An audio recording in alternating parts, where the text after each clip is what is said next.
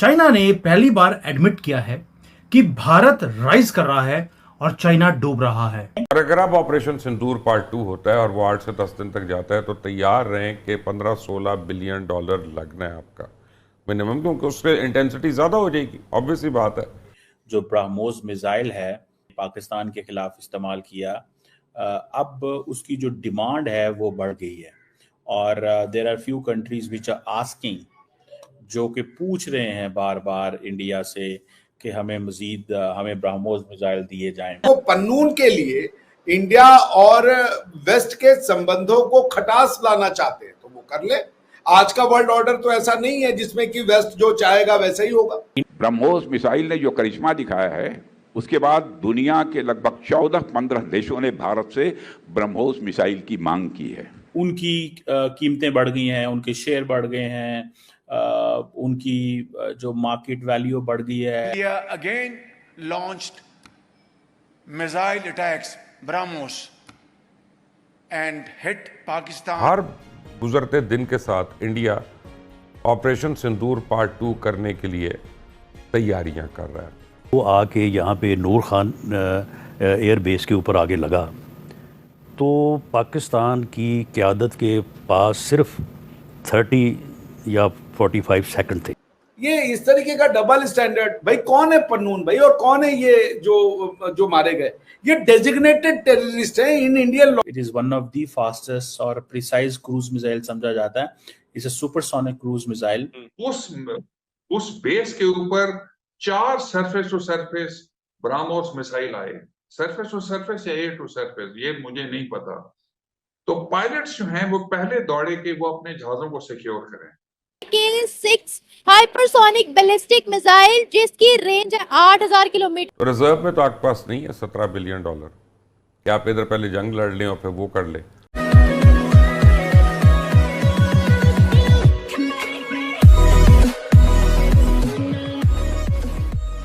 नमस्कार दोस्तों, अब यहाँ पर बात हो रही है ब्रह्मोस की। अब ऑपरेशन सिंदूर में जो हमने पहले स्ट्राइक की थी, तकरीबन 25-26 मिसाइलें जो फेंकी थी 9 जगहों पर, और सभी अपने टारगेट को यहाँ पर मतलब कि टच किया था उसने, या फिर वहाँ जाकर भड़ाम किया था।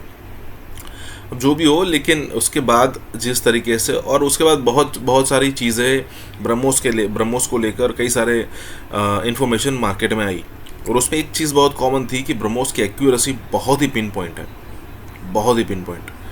मतलब अगर मान लीजिए कि हवाएं नहीं चल रही है तो टू दी पॉइंट वो हिट करेगा। लेकिन अगर मान लीजिए कि ब्रह्मोस यहाँ से निकल चुकी है और अच्छा खासा बीच में हवाएं चल रही है, तो उसका छोटा सा एक वो क्या कहते हैं कि छोटी, वो एकदम पिन पॉइंट के एकदम पास में वो टच करेगा, मतलब जो भी होगा वो डिस्ट्रॉय तो हो ही जाएगा।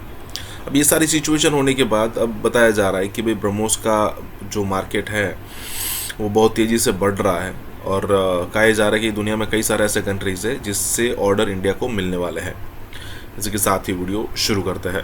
और हाँ दोस्तों, सुपर थैंक्स के जरिए हमारी मदद ज़रूर करें। दोस्तों, इस वक्त भारत की गवर्नमेंट, पर्टिकुलरली भारत के जो डिफेंस मिनिस्टर हैं, वो ये कह रहे हैं कि जो ब्रह्मोस मिसाइल है जो कि हमने पाकिस्तान के खिलाफ इस्तेमाल किया, अब उसकी जो डिमांड है वो बढ़ गई है और there are few countries which are asking, जो कि पूछ रहे हैं बार बार इंडिया से कि हमें मजीद हमें ब्रह्मोस मिसाइल दिए जाएं। आपके हमारा जो ब्रह्मोस मिसाइल है उसकी तो ग्लोबल मार्केट है।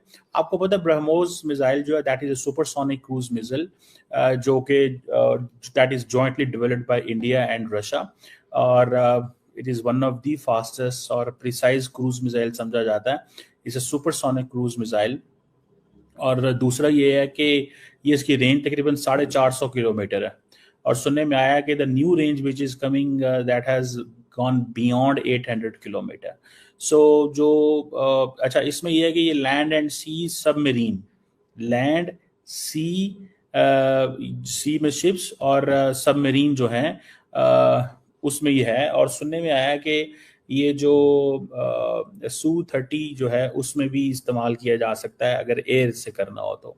और ये इसके अंदर एक, जिसे वो कहते हैं ना, कन्वेंशनल वॉरहेड ले के जा सकता है। ये तकरीबन 200-300 किलोग्राम, और पोटेंशियली न्यूक्लियर भी ये लेके जा सकता है। और ये इसकी जो गाइडेंस सिस्टम है उसमें जीपीएस लगा हुआ है। और अगर मैं आपको बताऊं कि ये थोड़ी सी बात इंपॉर्टेंट है कि इसका जो गाइडेंस सिस्टम है जिसमें मैं जीपीएस सिस्टम की बात कर रहा हूँ, ये कोई इतना आसान काम नहीं होता मिसाइल को इंटरसेप्ट करना, बातें करना बहुत आसान होता है। सो पहली बात तो ये है। सो दूसरा ये है कि ये जो मिसाइल है ये हाई स्पीड है, प्रिसीजन है, और इसकी ये है कि ये टेरेन शेरेन भी समझ आता है।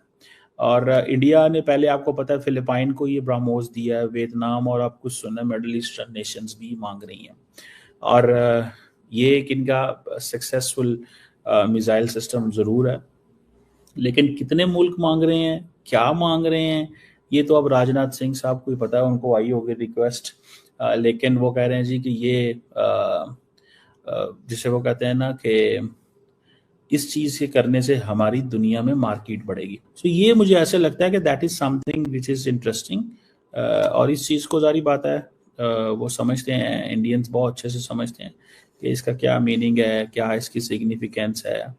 और the more the talk of this the better for them. जितना ज़्यादा बोलेंगे, जितना ज़्यादा उसकी बात करेंगे और कहेंगे कि जनाब ये हमारा मिसाइल सिस्टम जो है ना, ये इस वक्त दुनिया में बहुत ज़्यादा रेलिवेंट है, दुनिया में बहुत ज़्यादा रेलिवेंट है, ये हमें हर जगह से इसकी वो आ रही है, फीडबैक आ रहा है कि ये एक ऐसा मिसाइल है जो जिसकी मार्केट ज़्यादा है, होता ही है।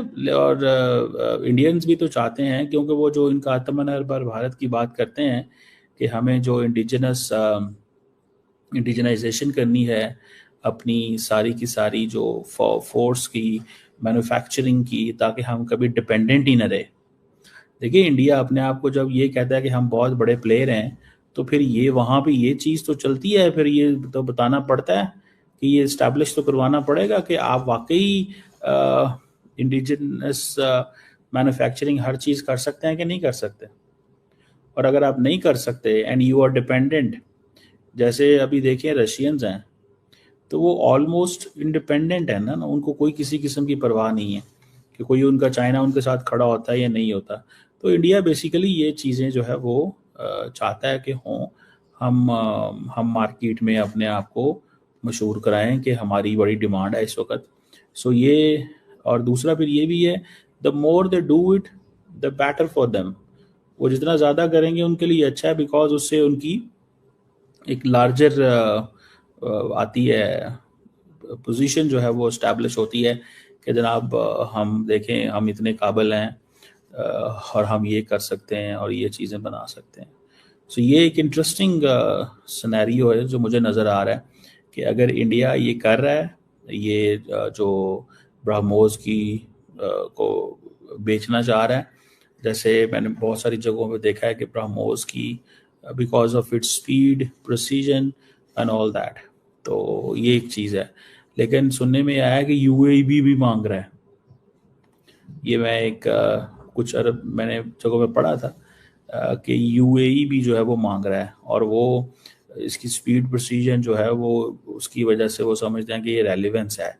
सो इंडोनेशिया, वियतनाम, अगर ये यूएई मांग रहा है तो फिर जारी बात है यूएई को बेच रहे होंगे, उनको पता है इन अमारातियों के पास पैसे हैं। And every time Emirati delegation is in India, तो what do you think, what do the talk? ये आ रही है कि यूनाइटेड अरब एमिरेट्स जो है, जो कि पाकिस्तान का भी बड़ा करीबी पार्टनर है, लेकिन वो भारत से जो आकाश एयर डिफेंस सिस्टम है वो ले रहा है। ये एक that's an important and big thing. और इंडिया क्योंकि अब मार्केट कर रहा है, सुनने में आ रहा है कि ये $600 मिलियन की डील है। दैट डिफरेंट इसके वो खबरें हैं इसके बारे में। और ये जो आकाश एयर डिफेंस मिसाइल सिस्टम है, ये आकाश प्राइम एक इसका वेरिएंट है जो कि अपग्रेड किया गया है, और ये medium range surface to air missile system है जो कि इंडिया के डिपार्टमेंट ऑफ जो रिसर्च एंड डेवलपमेंट ऑर्गेनाइजेशन, जिसे DRDO बोलते हैं, उसने किया है। और कोई लंबी रेंज नहीं है इसकी, 30 किलोमीटर है इसकी सीलिंग, वो जिसे कहते हैं ना, और 60 kg का ये वॉरहेड लेके जा सकता है, और मल्टीपल टारगेट्स को कहते हैं साइमल्टेनियसली इंगेज कर सकता है। मोबाइल है फुली, और इट्स ऑन व्हील्स। अब ये जो आकाश प्राइम इन्होंने बनाया, जिसका अपग्रेड वर्जन था, ये कहा जा रहा है कि ये ज़ीरो टेम्परेचर से 4,500 मीटर की बुलंदी तक भी एल्टीट्यूड पे भी जा सकता है। और ये एक इम्प्रूव्ड जो है ना वर्जन है, और ख़ास तौर पे इसकी इन्होंने इंडियन आर्मी एयर फोर्स जो है वो इसके ऊपर काफ़ी इन्होंने काम किया है, और उन्होंने इसको लद्दाख रीजन के अंदर भी इस्तेमाल किया है, जिसमें वो कहते हैं कि जनाब हमने जो एरियल जो होते हैं ना टारगेट्स वो हमने हिट किए, एरियल टारगेट्स जो हैं वो हमने हिट किए। और ये एक इन्होंने this is something they mention, और ये यूएई भारत खरीद रहा है। ने जो 30 किलोवाट का laser based anti drone system उसका सक्सेसफुल ट्रायल कर लिया है, और बताया जा रहा है कि इसका नाम जो है वो integrated drone detection and interdiction system MK2A है, और इसका निकनेम शास्त्र शक्ति है। बड़ी खबर है, और इसका सक्सेसफुल ट्रायल हो चुका है, इस पर हम बात करेंगे। और बात करने के लिए डिटेल में आगे हमारे साथ जुड़े हैं उमेश जी। उमेश जी, बहुत बहुत स्वागत है आपका। जय हिंद, नमस्कार। जय सिया राम अंबर जी।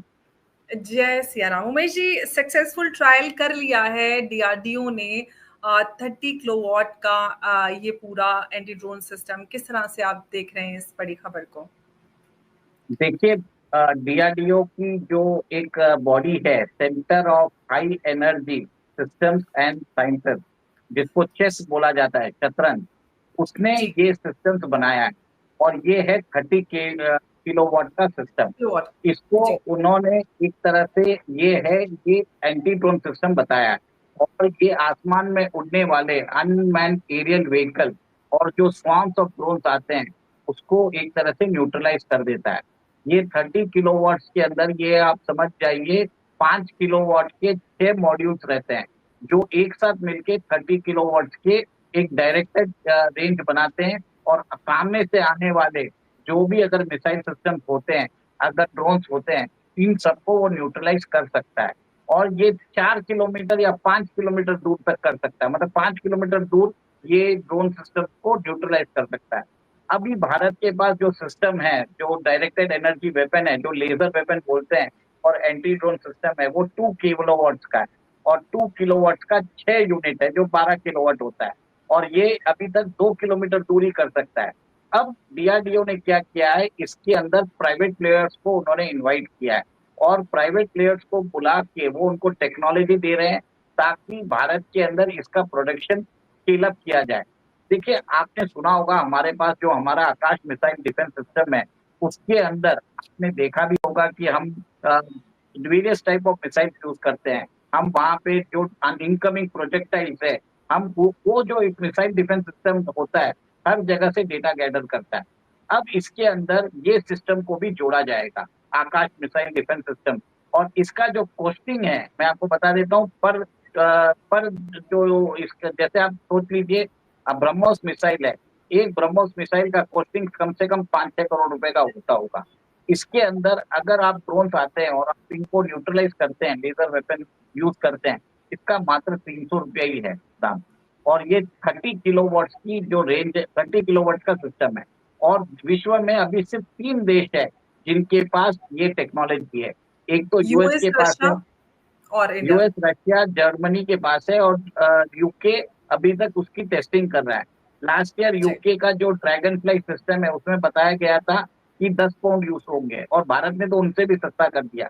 भारत ने बोला हम 300 रुपए में कर देंगे ये काम, ठीक है, तो 30 किलोवाट का ये कर दिया है। यूएस के पास जो सिस्टम है, इसका नाम है हिलियो सिस्टम है, और भारत ने अब एक तरह से 30 किलोवाट का ये जो सिस्टम है डेवलप कर लिया। इसका डायरेक्ट नुकसान किसको होगा? बांग्लादेश को। अच्छा। जिसका 3 साइड से बॉर्डर लग रहा है इंडिया के साथ। एक ऐसा कंट्री जिसने आपको चारों साइड से घेरा हुआ है, जिसके मफादात, जिससे आपके मफादात जुड़े हुए हैं। चाइनीज एस्टेब्लिशमेंट पाकिस्तान की एस्टेब्लिशमेंट से पीछे हट रही है। आसिम मुनीर की पैंट उतार कर पिटाई हुई है, will not believe it. Chinese establishment Pakistan की एस्टेब्लिशमेंट के साथ अपने रिलेशनशिप को डाउनग्रेड कर रही है, कर चुकी है। कि वो लंच भी फ्री नहीं था, ये तो हमें बाद में पता चलेगा ना कि कैसी भारी कीमत अदा की हमने। हमने इससे पहले भी कहा था और हम बार बार इसको कहते हैं कि चीन के इस हवाले से शदीद किस्म के कंसर्न है। पाकिस्तान और चाइना के बीच में जो दोस्ती है उसमें यकीनन अमेरिका में लंच खाना जो है वो कहीं ना कहीं थोड़ा सा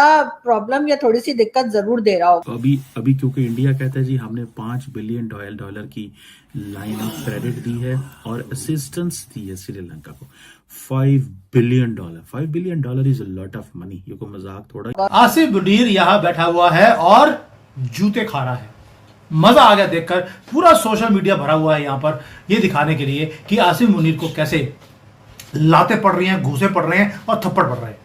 मजा आ गया देखकर भाई, क्योंकि इन्होंने डबल प्ले करने की कोशिश करी पाकिस्तानियों ने कि उन्होंने यानी चाइनीज ने जो बुलाया है या चाइनीज गवर्नमेंट ने जो हमारे बड़े अबू जी यानी कि फील्ड मार्शल साहब को बुलाया, तो क्या उन्होंने लंच के बाद हजबुल्ला खिलाने के लिए बुलाया? पाकिस्तान की इंडिया से ट्रेड बंद हुई तो हमारे आप देखेंगे महंगाई कितनी ज्यादा नजर आ रही है। सही बात है। अगर बांग्लादेश की भी बंद हो जाएगी, ऑलमोस्ट तो बंद ही है। हाँ। अगर बिल्कुल बंद हो गई तो बांग्लादेश भी गया रोड पे आ जाएगा। क्या चाइनीज एस्टैब्लिशमेंट पाकिस्तान की एस्टैब्लिशमेंट को खुल्लम खुल्ला या बहुत एक कह लें कि अपने तरीके से डिस्प्लेजर का मैसेज और पैगाम दे रही है? क्योंकि अजीत डोभाल मिले थे। अब पाकिस्तान अगर किसी एक आदमी से डरता है भारत में तो वो नाम है अजीत डोभाल। अजीत डोभाल, उसके बाद जयशंकर मिलते हैं और जयशंकर वहीं तक नहीं, वो जिनपिंग से जो प्रेसिडेंट है चाइना के, उनसे भी जाके मिलते हैं। पाकिस्तान में चीन के नागरिकों पर जो हमले हो रहे हैं उस पर नाराजगी जताई। और general Munir, so called field marshal of Pakistan, publicly human.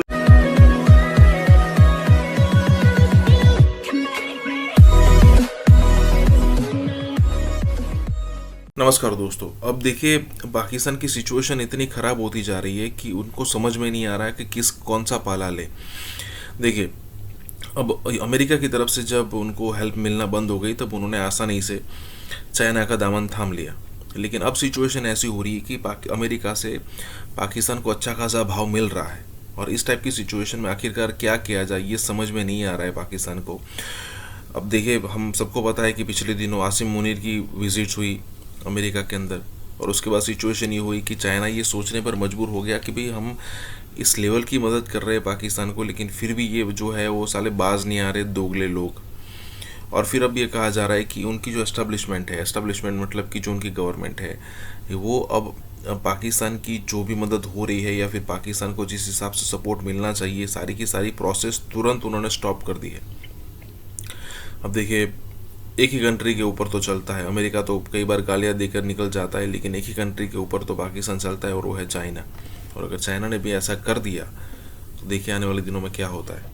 इसी के साथ ये वीडियो शुरू करते हैं। और हाँ दोस्तों, सुपर थैंक्स के जरिए हमारी मदद जरूर करें। कि उन्होंने यानी चाइनीज ने जो बुलाया है या चाइनीज गवर्नमेंट ने जो हमारे बड़े अबू जी यानी कि फील्ड मार्शल साहब को बुलाया, तो क्या उन्होंने लंच के बाद हजबुल्ला खिलाने के लिए बुलाया? मुझे भी ऐसे ही लगता है कि हो सकता है हजबुल्ला वो दे दें। और जाहिर है कि अमेरिका में तो हजबुल्ला नहीं मिलती होगी तो चाइना में हो सकता है मिलती हो, इसलिए कि बहुत सी चाइनीज प्रोडक्ट्स ऐसी हैं जो भारत में मिलती हैं, तो हो सकता है भारत की कुछ प्रोडक्ट्स भी वहां मिलती हो।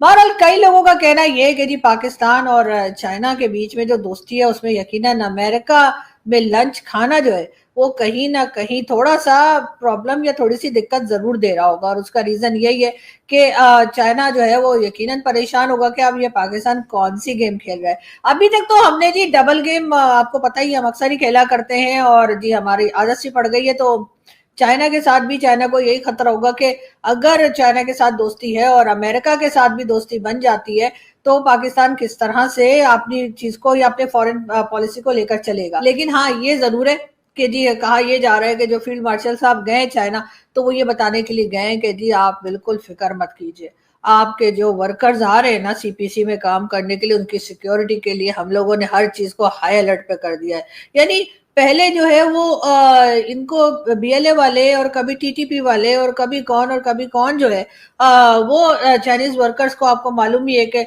अक्सर ही बेचारों को टारगेट करते हैं और 2-4 को या कई बार तो उससे भी ज्यादा नंबर्स जो हैं उनकी जानें चली जाती हैं। तो उसके लिए जी पाकिस्तान ने कहा अब हम ये नहीं होने देंगे, हो ही नहीं सकता।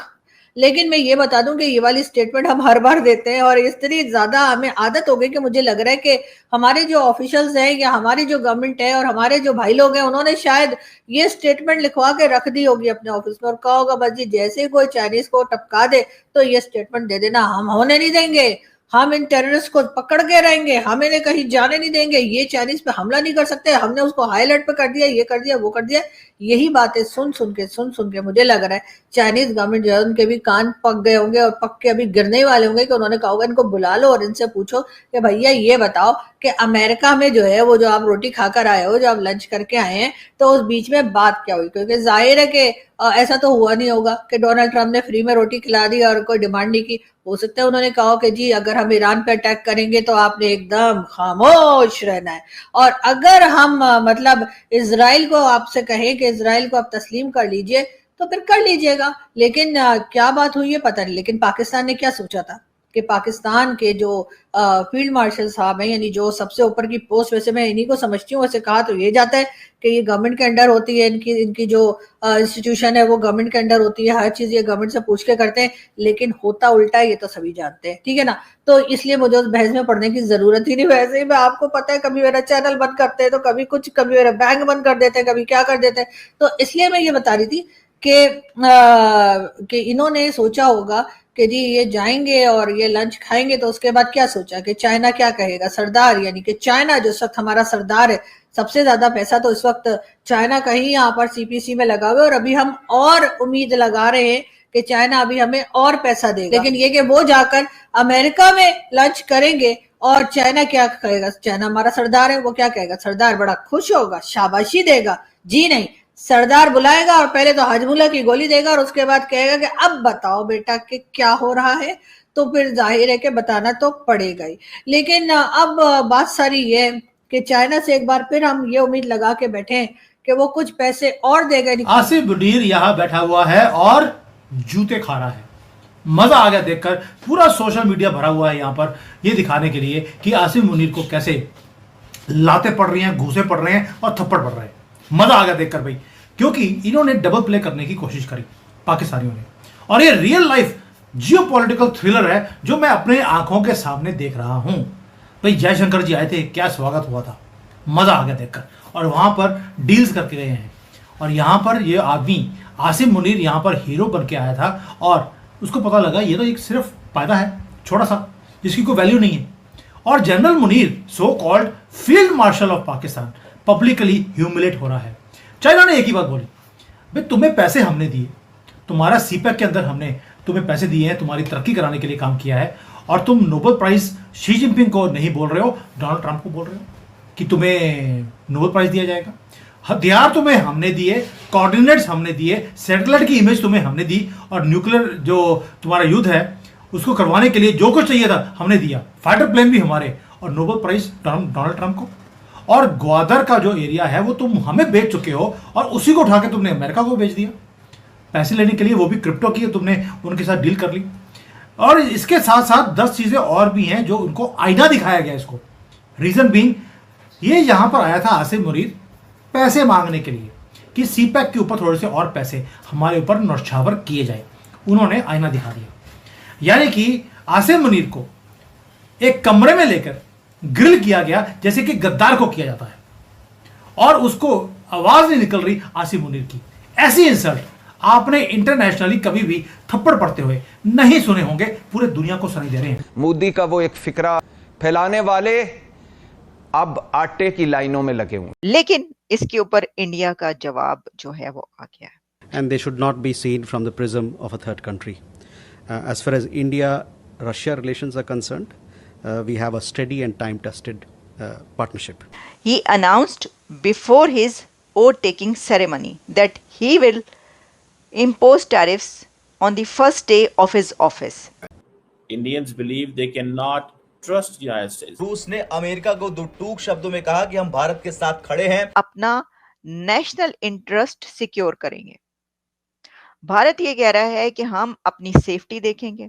आखिरकार ट्रंप बाबू को ये पता चल ही गया कि नरेंद्र मोदी क्या चीज है। रूस की विदेश मंत्रालय की प्रवक्ता मारिया जाखारोवा ने कह दिया कि अमेरिका और उसके पश्चिमी सहयोगी अब इतने दोहराए जा चुके कदम उठा रहे हैं कि वो उबाऊ लगने लगे हैं। डॉलर आने थे, अमेरिका को तेल बेचना था, उल्टा अमेरिका से तेल खरीदना शुरू कर दिया। ये खबर सुबह सुबह देखी तो मेरे 14 तबक रोशन हो गए और मुझे सारा खेल समझ आ गया। गए थे तेल देने, उल्टा चूना लगवा बैठे। मुझे लगता है कि ये ट्रेड डील वही है जिस पर जंग रोकी थी, जो चांद पे पहुंचा हुआ है, जो 5वीं बड़ी मईशत का है। तारीख में पहली बार अमेरिका से तेल खरीदने जा रहा है। ये 2 घंटे की मुसाफत पे सऊदी अरब को छोड़ के हम वो लंबी महीनों की मुसाफत पे अमेरिका से तेल खरीद रहे हैं। आपको तभी बताया था कि इसकी कीमत होगी, क्योंकि there is no free lunch, और स्पेशली एक ऐसा लंच जो आप कानूनी तौर पर या अपने ओहदे के हिसाब से ना कर सकें। अच्छा, इसके अंदर इंडिया ने एक और बात की है, वो है फार्मर्स की बात। उन्होंने कहा कि हमारे लोगों को, हमारे जो कंज्यूमर्स हैं, हमारे जो अवाम है, पब्लिक है, हम उसको देखें।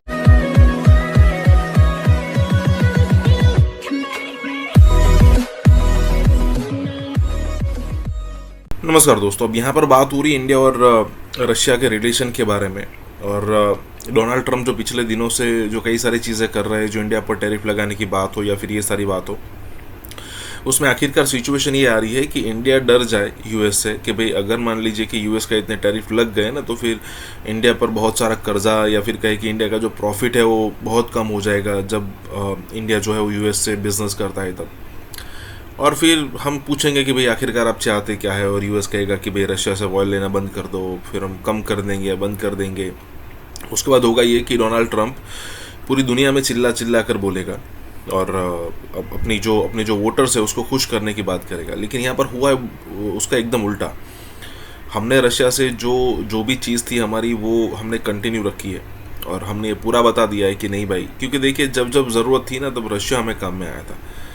अमेरिका या फिर कहे कि वेस्टर्न कंट्रीज़ आप कहो, यूरोपियन कंट्रीज़ को, वो कोई भी हमें काम पर बिल्कुल भी नहीं लगा था।